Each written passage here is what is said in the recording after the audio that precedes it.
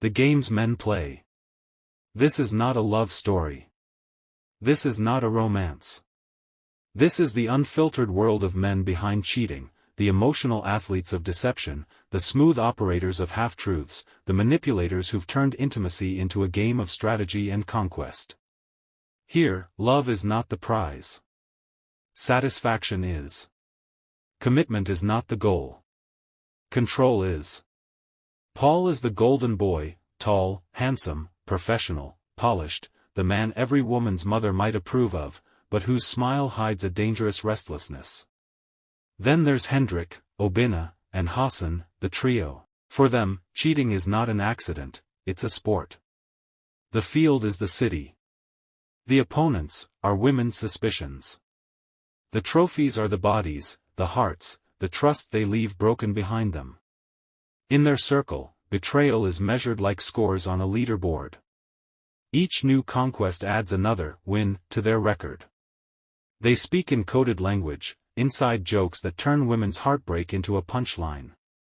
They hunt loneliness, like wolves on the prowl, charming, patient, calculating, until their prey is caught in the warm trap of affection that was never real. They know how to play the role of the attentive partner. They show up just enough, say just enough, do just enough to look like men invested in love. But behind that mask, their real game is elsewhere, a constant search for the next challenge, the next thrill, the next proof of their cunning. For Paul, Hendrik, Obina, and Hassan, cheating is not shame. It's skill. It's not betrayal. It's brilliance. It's not a weakness. It's their secret strength. But make no mistake, this story is not written to glorify them. It is written to expose them. Every page is a mirror held up to their world, a world where women unknowingly carry the weight of relationships, while men play mind games in the shadows. A world where "I love you" is a move, not a vow. Where promises are strategies, not truths. Where intimacy is a transaction, and emotion is a liability. These stories are about the lies they tell, the games they play, and the women who become unwilling players in competitions they never signed up for. This is their playbook. This is their language. This is their world, unveiled. This is not a love story.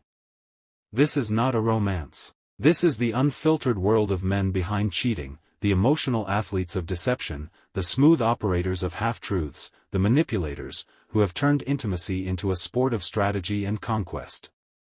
Here, love is not the prize. Satisfaction is. Commitment is not the goal. Control is. These four are the quartet, they call themselves the inner circle. Paul is the golden boy, handsome, professional, polished, the kind of man every woman's mother might approve of, but whose smile conceals a restless hunger. Then there's Hendrik, Obina, and Hassan, the trio. For them, cheating is not an accident, it's a competition.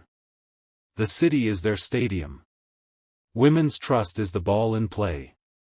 And the scoreboard is measured in body counts and broken promises. Their circle thrives on secrecy and competition. Betrayal is rebranded as brilliance. Deception is applauded as skill. They speak in coded language, inside jokes that turn heartbreak into entertainment. They hunt loneliness like predators, on the prowl, charming, patient, calculating, until their prey is caught in the warm illusion of affection that was never real. They know how to act the part. They show up just enough, say just enough, do just enough to pass for men invested in love. But behind the performance lies their true obsession, the chase, the thrill, the next conquest. For Paul, Hendrik, Obina, and Hassan, cheating is not shame. It's a trophy. Not betrayal, but validation. Not a weakness, but their secret game. But make no mistake, this story is not written to glorify them. It is written to expose them. Every episode is a mirror held up to their hidden world, a world where women shoulder the weight of relationships while men move in shadows, playing emotional chess. Where "I love you" is a tactic, not a vow. Where promises are strategies, not truths. Where intimacy is currency, and commitment is always negotiable. These stories are their playbook. Their language. Their truth, unveiled. The games men play. Paul is the professional lover, the archetype of the polished city man, successful, ambitious, irresistible on the surface.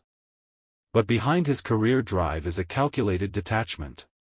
He uses his hard-working, busy man persona to excuse emotional distance.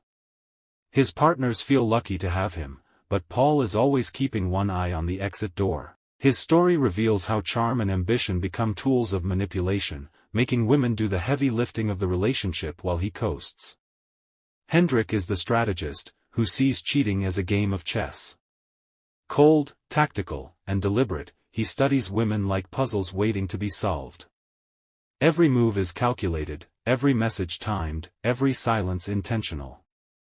To him, the thrill is not the love, but the control.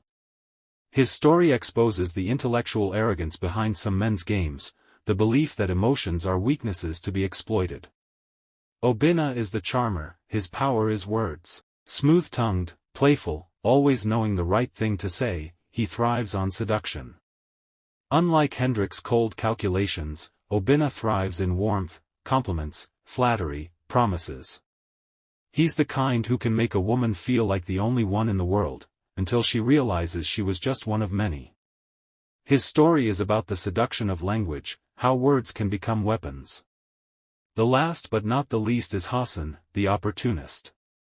He is the everyday average patient guy.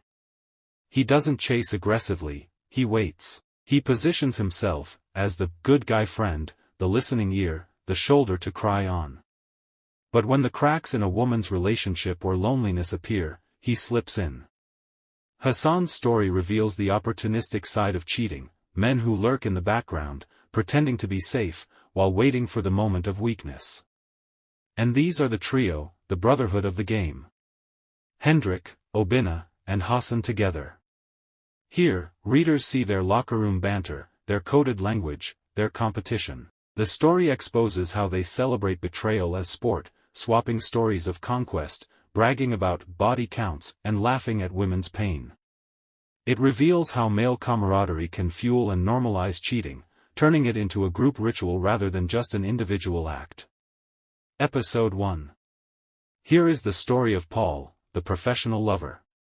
Paul is the man women brag about. Smart. Handsome. Professional. The one who knows which wine to order at dinner, whose suits are always tailored, whose car always smells like fresh leather and ambition. He is the city boy every woman's mother warns her to pray for, not because he is trouble, but because he looks too perfect to be real. And that's exactly Paul's game, the illusion of perfection. On the surface, he is hardworking and ambitious, a man whose late nights at the office and constant meetings are the cost of greatness. But beneath that hustle lies a calculated convenience. Work is Paul's greatest alibi. It excuses his absence, covers his detachment, and turns his partners into patient saints. They wait for him, forgive him, even praise his drive. All the while, Paul is rationing his presence like a luxury item, giving just enough to keep a woman hooked, never enough to give her certainty. Paul doesn't lie outright. No, he's smarter than that. He tells half-truths. He lets silence finish his sentences. He uses ambiguity like a surgeon uses a scalpel, precise, clean, leaving no fingerprints. When a woman asks, "Where is this relationship going?" Paul smiles, tilts his head, and answers with something like, "You know you mean a lot to me. I just want us to take our time. We have something good, let's not ruin it by rushing." It sounds romantic. It sounds protective. But in reality, it's Paul's shield, the perfect stall to keep her invested while he keeps his options open. He thrives on being wanted. He thrives on the chase, the attention, the proof that he can have any woman he wants. And yet, once he has her, he becomes distant. Not absent, no, Paul is too clever for that. He knows how to appear just enough, a text at midnight, a bouquet on her birthday, a surprise dinner after weeks of silence. Small investments that yield maximum emotional returns. But the truth is simple, Paul never plays for permanence. His relationships are contracts of convenience. He gives women just enough to make them believe they're the exception, when in fact, they're just another chapter in his carefully managed rotation. To Paul, women aren't partners. They're proof. Proof that he's desirable. Proof that he's powerful. Proof that he's always in control. And the cruelest part? Paul doesn't cheat like Hendrik, Obina, or Hassan, not loudly, not recklessly. His cheating is quiet. Sophisticated. He makes it look like devotion stretched thin by ambition. So when it ends, and it always does, women blame themselves. Maybe I didn't understand his work. Maybe I was too demanding. Maybe he wasn't ready. Paul walks away with his reputation intact. She walks away with questions she'll ask herself for years. That is Paul's genius. That is Paul's cruelty. The professional lover, perfect on the outside, empty on the inside.